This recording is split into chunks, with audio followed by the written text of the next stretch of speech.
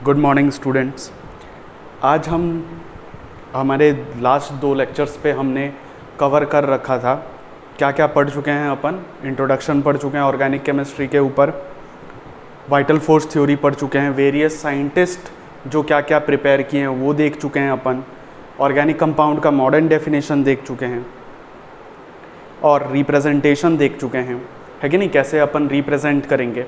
तो आज हम जो पढ़ने वाले हैं दैट इज़ क्लासिफिकेशन ऑफ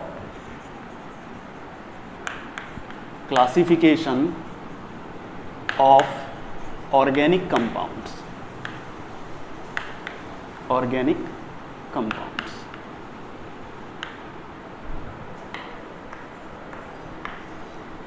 ठीक है। अब ये जो क्लासिफिकेशन ऑफ ऑर्गेनिक कंपाउंड्स है, यहाँ पे अपने पास बहुत टाइप के ऑर्गेनिक कंपाउंड है। अपन जनरली किस बेसिस पे पहले क्लासिफाई करते हैं? अपन पहले ऊपर से देखते हैं उसको कि कैसा दिख रहा है, ठीक है। मतलब ऊपर से, अब ऑर्गेनिक कंपाउंड इधर उधर तो टहल नहीं रहे होंगे, है कि नहीं। जब हम कॉपी में देख रहे होंगे ऑर्गेनिक कंपाउंड को तो दिख कैसा रहा है, उस बेसिस पे अपन ऑर्गेनिक कंपाउंड को सबसे पहले क्लासिफाई करते हैं। तो अगर मैं ऑर्गेनिक कंपाउंड को क्लासिफाई करने चलूँ तो ये 2 टाइप में क्लासिफाई होगा। सबसे पहले जो है ना, हम कहाँ से बस देख के बताएंगे कि एक को अपन बोलते हैं एसाइक्लिक और एलिफेटिक, ठीक है। दूसरे को अपन बोलते हैं साइक्लिक और रिंग स्ट्रक्चर। अब यहाँ पे मैं थोड़ा बता देना चाहता हूँ कि एसाइक्लिक होता क्या है ना। एसाइक्लिक है क्या, साइक्लिक है क्या। अगर आपको एक ऑर्गेनिक कंपाउंड दिखता है जिसका स्ट्रक्चर सिर्फ स्ट्रेट चेन हो, स्ट्रेट या ब्रांचिंग भी हो सकती है, ऐसे ऑर्गेनिक कंपाउंड जो स्ट्रेट या ब्रांच्ड स्ट्रक्चर के रूप में मौजूद हों, उसको अपन कैटेगराइज करते हैं किसके अंदर? एसाइक्लिक ऑर्गेनिक कंपाउंड के अंदर।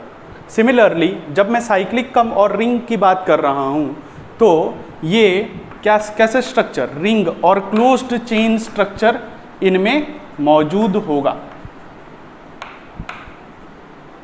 ठीक है।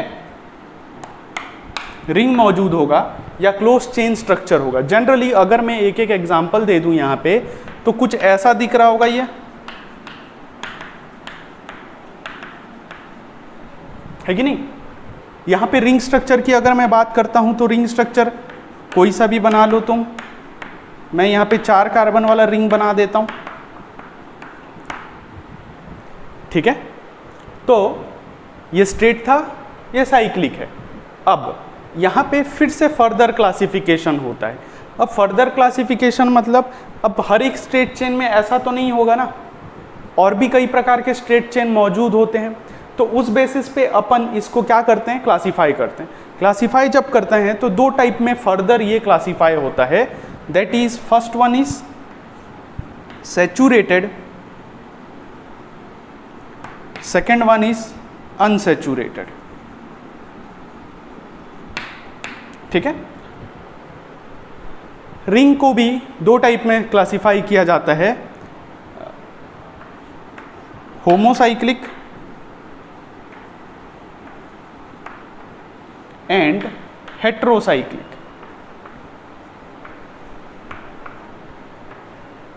ठीक है। 2 प्रकार में, होमोसाइक्लिक और हेट्रोसाइक्लिक, ठीक है। सैचुरेटेड, अनसैचुरेटेड, होमोसाइक्लिक, हेट्रोसाइक्लिक क्या होता है अपन अभी देखेंगे। देखो, जब मैं सैचुरेटेड की बात कर रहा हूं तो ऐसे ऑर्गेनिक कंपाउंड जिनमें सिर्फ और सिर्फ क्या होंगे? सिंगल बॉन्ड होंगे। क्या होंगे? Single bond. ऐसे ऑर्गेनिक कंपाउंड जिनमें सिर्फ और सिर्फ सिंगल बॉन्ड होंगे, ठीक है। उसको अपन किसके कैटेगरी में रखते हैं? सैचुरेटेड ऑर्गेनिक कंपाउंड के कैटेगरी में रखते हैं। अनसैचुरेटेड की बात करता हूं। अनसैचुरेटेड का मतलब होता है जिसके पास डबल,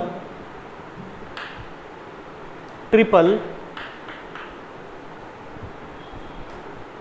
ठीक है, डबल, ट्रिपल और दोनों, ठीक है। यहाँ पे डबल प्लस ट्रिपल दोनों एक साथ मौजूद हो सकते हैं, अनसैचुरेशन का मतलब होगा मोर देन, जिसमें सिंगल बॉन्ड के अलावा भी क्या होने चाहिए, डबल बॉन्ड होने चाहिए, ट्रिपल बॉन्ड होना चाहिए, या दोनों एक साथ भी मौजूद हो सकता है। ठीक है, समझ में आ रहा है चीजें। अब अगर मैं सिंगल बॉन्ड की बात कर रहा हूं यहाँ पे, तो सिंगल बॉन्ड किसमें हमको सबसे ज़्यादा देखने को मिलता है, ये रहा सर एग्जाम्पल, यहाँ पे सब में सिंगल बॉन्ड है। इन सिंगल बॉन्ड को हम अभी क्या है, थोड़ा सा नोमेनक्लेचर के पार्ट में घुसते हैं। इन सिंगल बॉन्ड को सबको अपन एक कैटेगरी पे रखते हैं जिसका नाम क्या होता है, एल्केन।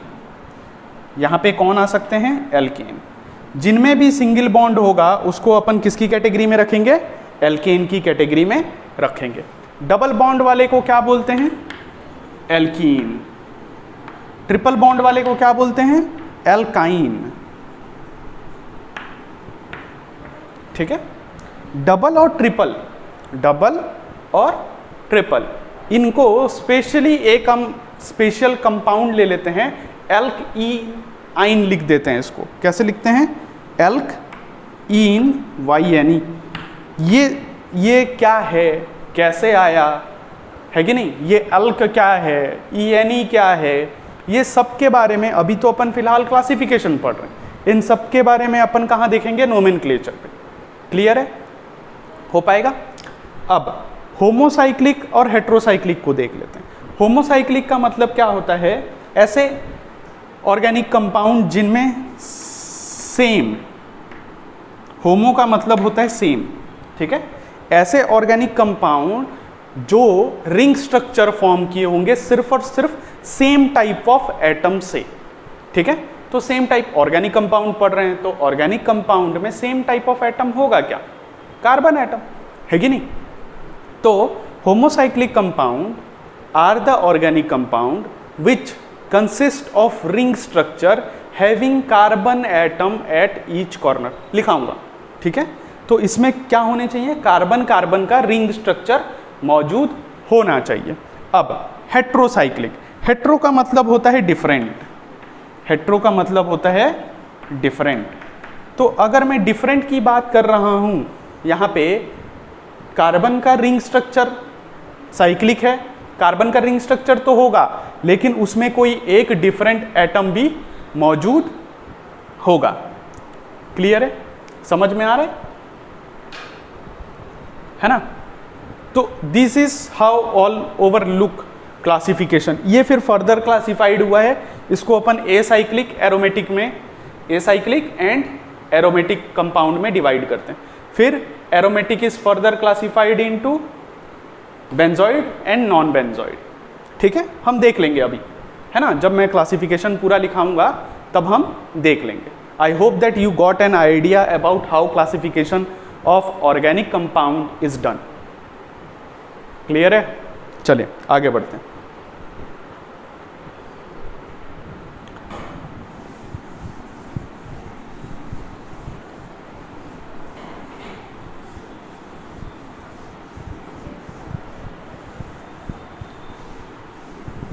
तो आप हेडिंग ना मिटाएं, मैंने मिटा दिया गलती से, है कि नहीं। हेडिंग में वही रहेगा। सबसे पहले अपन किसके बारे में पढ़ रहे हैं, एसाइक्लिक और एलिफेटिक।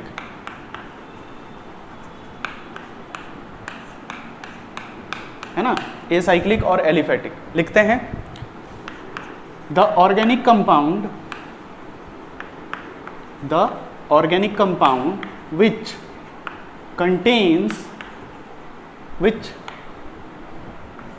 contains straight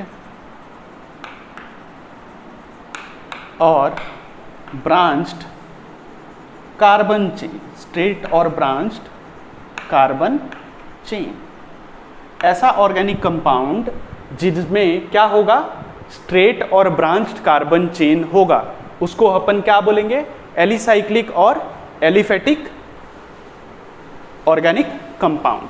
ठीक है, एग्जाम्पल आप ऐसे लिख सकते हैं, मैंने आपको फॉर्मूला बताया, मतलब रिप्रेजेंटेशन बताया था कि हम इसको क्या बोलते हैं, कंडेंस्ड रिप्रेजेंटेशन बोलते हैं।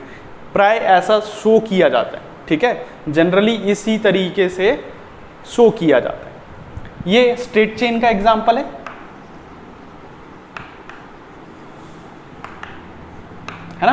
ब्रांच्ड का ये एग्जाम्पल CH3 CH CH3, उसी 4 कार्बन का मैंने क्या कर दिया है, ब्रांच्ड बना दिया। ठीक है, नाम पे मैं नाम लिखवा दूंगा, नोमेनक्लेचर में नाम तुमको अच्छे समझ में आएगा, तो यहाँ पे मैं बस नाम नहीं लिखा रहा, यहाँ पे मैं क्या कर रहा हूँ, सिर्फ तुमको स्ट्रक्चर से वाकिफ करा रहा हूँ। ठीक है, ये था ब्रांच्ड। अब यही एलिफेटिक को फर्दर अपन किस में क्लासीफाई करते हैं, it is further classified into, it is further classified into 2 types, है ना। जनरली 2 टाइप्स में क्लासीफाई किया जाता है, कौन कौन सा, first is saturated organic compound, और तुम इसको हाइड्रोकार्बन भी लिख सकते हो,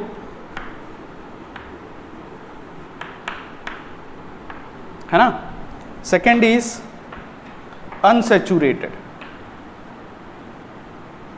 अनसैचुरेटेड ऑर्गेनिक कंपाउंड्स। अब इसी के बगल में लिख लेते हैं अपन, जिससे अपन को आइडिया हो जाएगा, पूरा डेफिनेशन नहीं पढ़ने से भी समझ में आएगा, है ना। तो सैचुरेटेड का क्या मतलब क्या है, सिर्फ और सिर्फ इसमें सिंगल बॉन्ड होंगे, है ना। और अनसैचुरेटेड का मतलब क्या होगा, अनसैचुरेटेड का मतलब इसमें single as well as double bond भी होंगे। तो यहां पे तुम लिख सकते हो डबल एंड ट्रिपल बॉन्ड। ठीक है, डबल और ट्रिपल बॉन्ड दोनों मौजूद होंगे। क्लियर है, दिस इज हाउ। तो अब हेडिंग डालो, कौन सा, सैचुरेटेड ऑर्गेनिक कंपाउंड। ठीक है,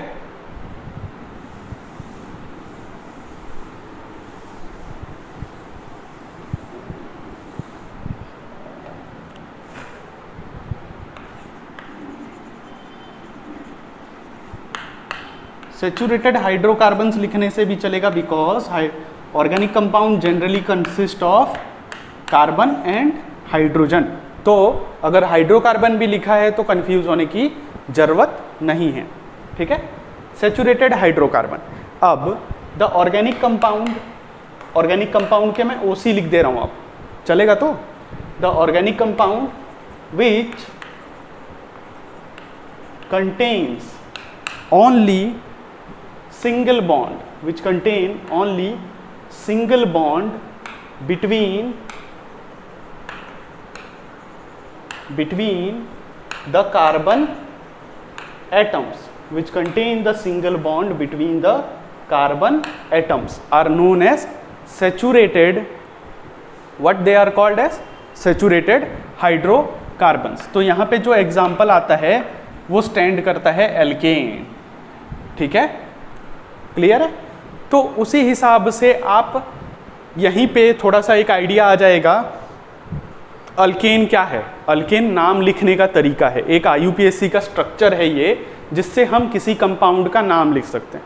इससे पहले आपको ये समझना होगा, अल्क, यहाँ पे जो अल्क है ये रिप्रेजेंट करता है नंबर ऑफ कार्बन एटम्स को, नंबर ऑफ कार्बन एटम्स को, और ये जो ANE है ये रिप्रेजेंट करता है सिंगल बॉन्ड को। ठीक है, तो नंबर ऑफ कार्बन एटम्स के भी नाम है ना, नंबर ऑफ कार्बन एटम्स के भी नाम है। जैसे कि C1 है तो उसके लिए अल्क जो चलेगा वो है मिथ, C2 है तो इथ, C3 है तो प्रोप, C4 तो ब्यूट, C5 तो pent, C6 hex, C7 hept, C8 oct, C9 non, C10 dec. ठीक है, अब आपको थोड़ा बहुत ये चीज़ें जो है, ये चीज़ें ऑर्गेनिक का बेस क्रिएट करती हैं, तो आपको ये मेमोराइज करना पड़ेगा, है ना। सिंपल है, बस अगर आप ये 4 मेमोराइज कर लेते हैं तो ये ज्योमेट्री के साथ अब बचपन से फैमिलियर है, पॉलीगॉन्स, अलजेब्रे में 5 को पेंट बोलते हैं, 6 को हेक्स हेप्ट, है कि नहीं, वहाँ पे भी यही चलता है। बस ये 4 मीथ ईथ प्रोप ब्यूट, ठीक है। तो एल्क नंबर ऑफ एटम्स के लिए स्टैंड करता है, एएनई किसके लिए स्टैंड करता है, सिंगल बॉन्ड के लिए। तो अगर मैं एक एग्जाम्पल लिख दूं यहाँ पे, ये नीचे वाला हिस्सा मिटा देते हैं,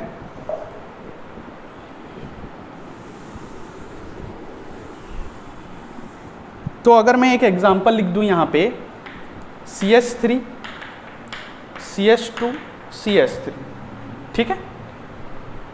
इसका नाम इसी फॉर्मेट में चलेगा क्योंकि सब में सिंगल बॉन्ड है, तो ये अल्केन ही है कि नहीं।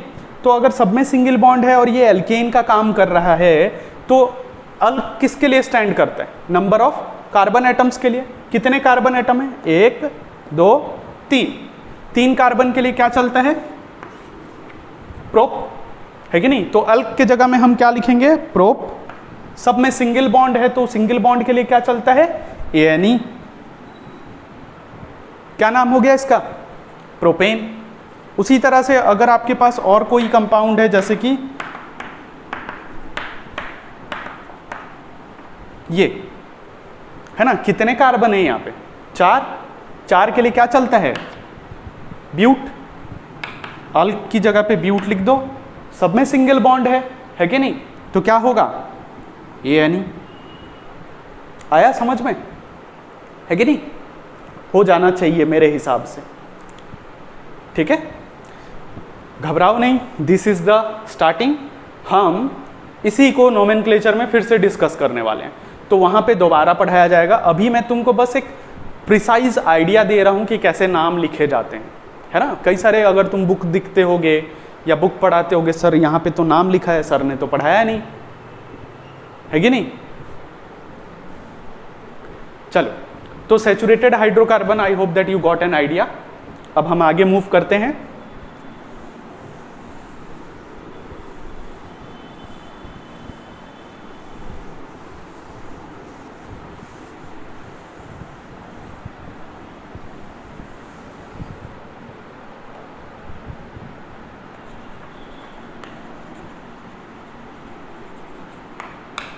Unsaturated hydrocarbons,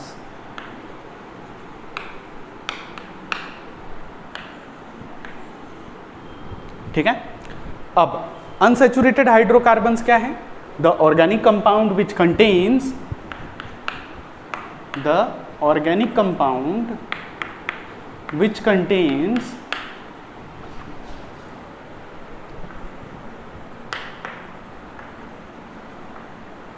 which contains double or triple bond. The organic compound which contains double or triple bond between the carbon atoms. Between the carbon atoms. ऐसे ऑर्गेनिक कंपाउंड जिनमें डबल या triple bond होगा, किसके बीच, carbon atoms के बीच, ठीक है। तो जब अपन कार्बन एटम्स की बात करते हैं तो डबल बॉन्ड के लिए अपन स्पेशली एक नाम लेके चलते हैं, क्या नाम है उसका, एल्कीन। ये किसके लिए काम करता है, डबल बॉन्ड के लिए, ठीक है। अब ट्रिपल बॉन्ड के लिए उसको अपन क्या लिखते हैं, एल्काइन। एल्काइन किसके लिए स्टैंड करता है, ट्रिपल बॉन्ड के लिए, ठीक है ना। तो एल्कीन डबल बॉन्ड के लिए, एल्काइन ट्रिपल बॉन्ड के लिए, क्लियर है। अब अगर आपको यहाँ पे भी कंपाउंड्स दिए जा रहे हैं और नाम लिखना है तो क्या आप नहीं लिख सकते, ऑब्वियसली लिख सकते हैं। सपोज सेम ही फॉर्मेट है जैसे मैंने एल्केन में बताया था, एल्क किसके लिए स्टैंड करेगा, number of carbon atom. ENE किसके लिए स्टैंड करेगा, डबल बॉन्ड। एल्काइन की बात की जा रही है तो एल्क यहाँ पे भी किसके लिए स्टैंड करेगा, number of carbon atom. YNE किसके लिए, ट्रिपल बॉन्ड, है कि नहीं। तो मैं यहाँ पे कुछ एग्जाम्पल्स लिख देता हूँ, देखते हैं, आप ट्राई करिएगा, है ना।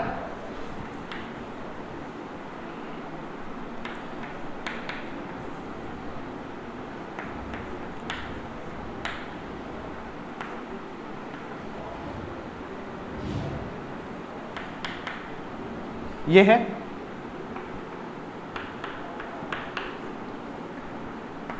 ये है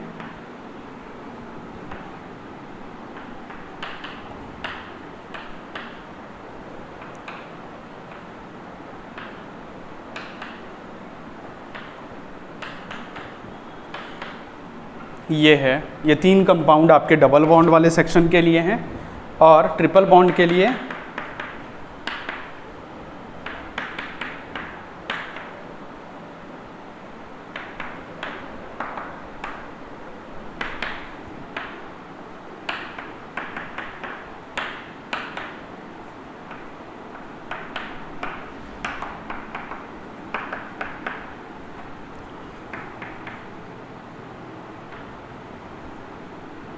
ये है।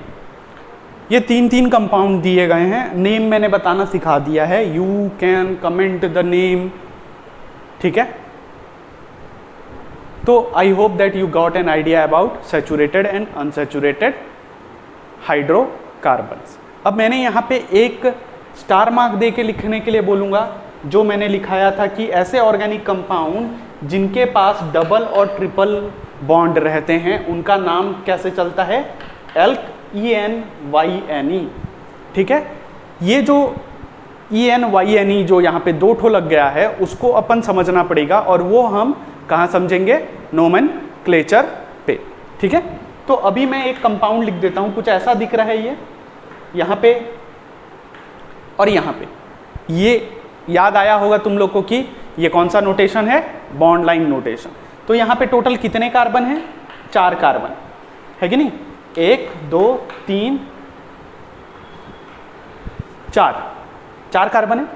अब यहाँ पे अगर डबल बॉन्ड है, यहाँ पे अगर डबल बॉन्ड है तो यहाँ पे ट्रिपल बॉन्ड है, ठीक है।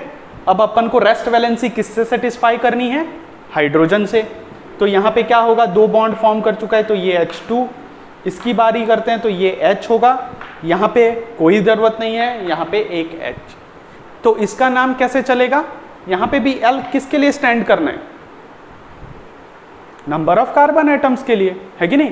तो नंबर ऑफ कार्बन एटम्स कितने हैं, ब्यूट 4 ठो ना, तो ब्यूट ENYNE होगा, समझ में आ गया होगा, है ना, कैसे हमने ENYNE को डिनोट किया। इसको अपन फर्दर फिर से नोमेनक्लेचर में फिर से मैं यही एग्जांपल लूँगा और उस वक्त फिर से तुमको समझाने की कोशिश करूँगा। क्लियर है, आगे। अब हमारा एसाइक्लिक एलिफेटिक कंपाउंड का क्लासिफिकेशन हो जाता है यहाँ पे ख़त्म, है कि नहीं। अब अपन आते हैं किस पे, साइक्लिक और रिंग स्ट्रक्चर पे।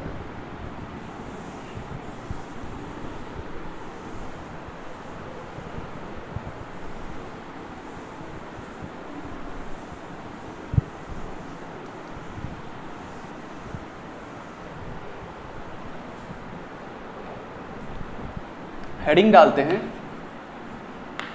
साइक्लिक और रिंग हाइड्रोकार्बन्स, और आप लिख सकते हैं organic compounds,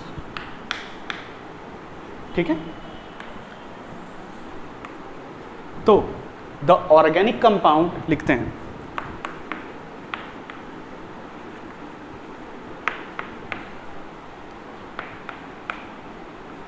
the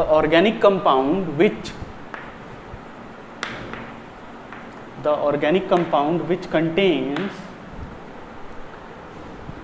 ring or closed chain structure, ring or closed chain structure between the carbon atoms, between the carbon atoms. ऐसे ऑर्गेनिक कंपाउंड जिनके बीच क्या है, ऐसे ऑर्गेनिक कंपाउंड जिनके बीच रिंग या क्लोज चेन स्ट्रक्चर मौजूद है, उसको अपन किसके अंदर पढ़ रहे होंगे, रिंग स्ट्रक्चर पे। एग्जाम्पल यहाँ पे CH2 CH2 CH2 ये भी एक क्लोज रिंग स्ट्रक्चर फॉर्म किया है 3 कार्बन का। आगे और भी फॉर्म कर सकते हैं, CH2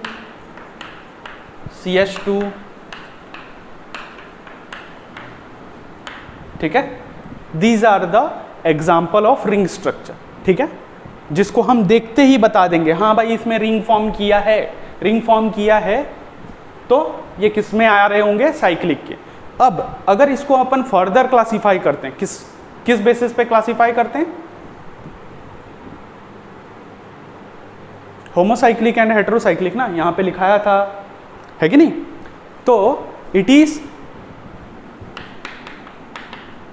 is further classified into 2 types. It is further classified into 2 types. सबसे पहला क्या था, होमोसाइक्लिक, दूसरा हेटेरोसाइक्लिक, ठीक है। ब्रैकेट में इसके भी अपन लिख लेते हैं ताकि हमको याद रह जाए। होमोसाइक्लिक मतलब रिंग कंटेन्स सेम एटम्स, ठीक है। रिंग जो भी फॉर्म हुआ होगा उसमें क्या मौजूद होंगे, सेम एटम्स मौजूद होंगे।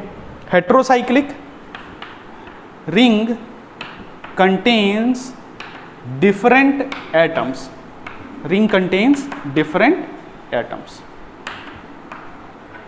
ठीक है। हेटेरोसाइक्लिक का मतलब क्या होगा, रिंग जिसमें डिफरेंट एटम मौजूद होंगे।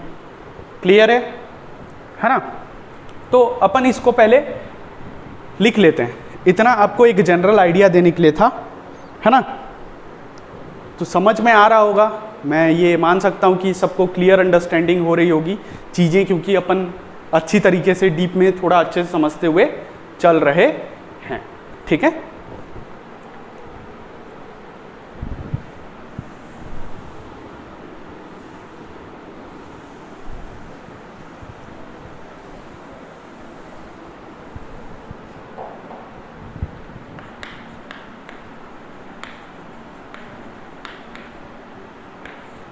Homocyclic, the organic compound which contains ring or closed chain structure, closed chain structure having closed chain structure having carbon atoms, having carbon atoms only at each corner, ठीक है। ऐसा ring structure जिसमें कि carbon atom ही होंगे हर एक corner पे, उसको अपन क्या बोलते हैं, होमोसाइक्लिक, है कि नहीं। तो होमोसाइक्लिक ऑर्गेनिक कंपाउंड। तो एग्जाम्पल अभी पहले भी ड्रॉ किया था, ऐसे वाले 4 ठो, ठीक है। अपन ऐसे भी बना सकते हैं,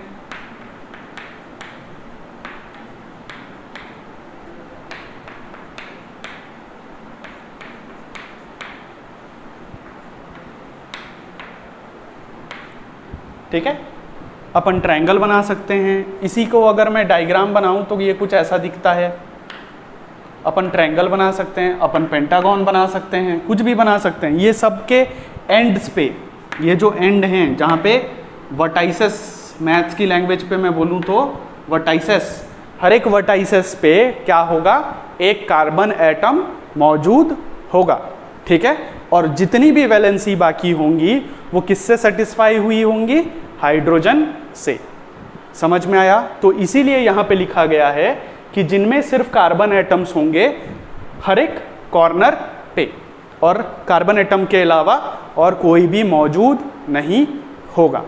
क्लियर है, समझ में आ रहा होगा चीज़ें, है ना। हेट्रोसाइक्लिक कंपाउंड, हेट्रोसाइक्लिक कंपाउंड में जनरली जो हम डिफरेंट एलिमेंट यहाँ पे लिखे ना, रिंग कंटेन्स डिफरेंट एलिमेंट, वो डिफरेंट एलिमेंट होते क्या हैं? वो होते हैं sulphur, nitrogen and oxygen. Sulphur, nitrogen and oxygen, ठीक है। तो ये मिटा दूं, चलेगा ना? यहां नीचे मिटा देता हूं।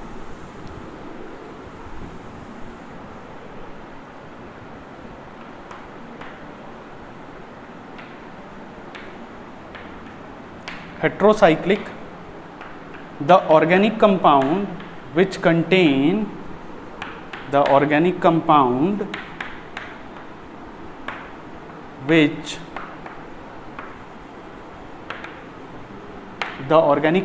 which contain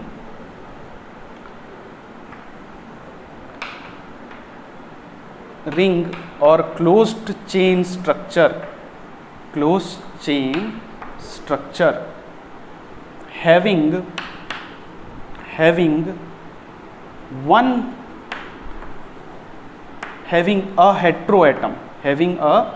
heteroatom other than carbon atoms,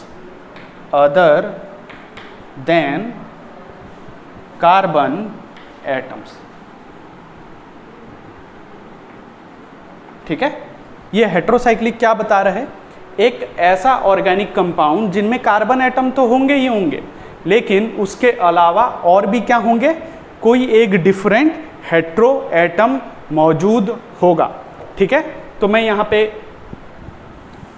एक एग्जाम्पल ड्रॉ कर देता हूँ ताकि आपको समझ में आ जाएगा, है ना। देखो, अगर हमारे पास, उल्टा ड्रॉ करते हैं इसको, ये, ठीक है। इसमें क्या है? कार्बन एटम्स हैं, है कि नहीं? और उसके साथ क्या है? हेट्रो एटम है ना। नाइट्रोजन, उसके साथ क्या है? एक हेट्रो एटम है कि नहीं? सल्फर एक हेट्रो एटम है, बाकी सब ये जो मौजूद हैं ये सब क्या होंगे? कार्बन एटम्स होंगे। लेकिन यहाँ पे और एक भी हेट्रो एटम है जिसको अपन ने क्या किया है? स्पेसिफाई किया है। तो इसका नाम होता है फ्यूरान, है ना। डबल बॉन्ड है तो फ्यूरान।